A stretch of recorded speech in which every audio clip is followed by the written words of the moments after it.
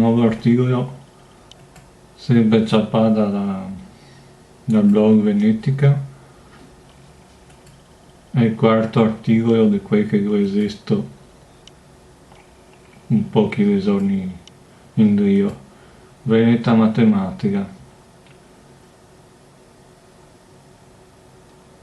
Settembre 4, un evento, l'arte dell'abbacco.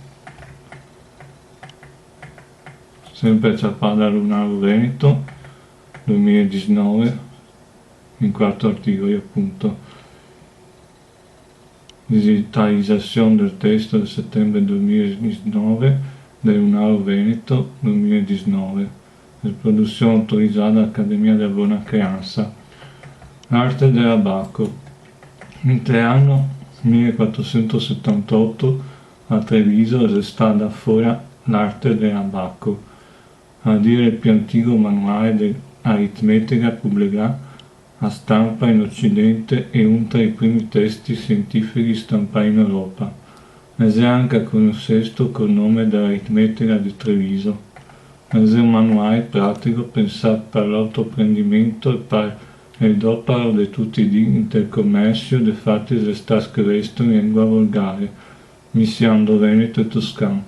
Per questo motivo è da essere considerato un'opera fondamentale nel processo di sparpagliamento della conoscenza matematica della classe intellettuale elitaria alla classe media.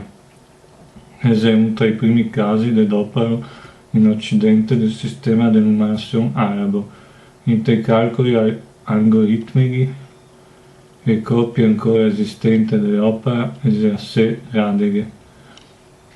È una di queste quasi sta custodia dentro la Manuscript Library della Columbia University negli Stati Uniti, col nome di Treviso Arithmetic.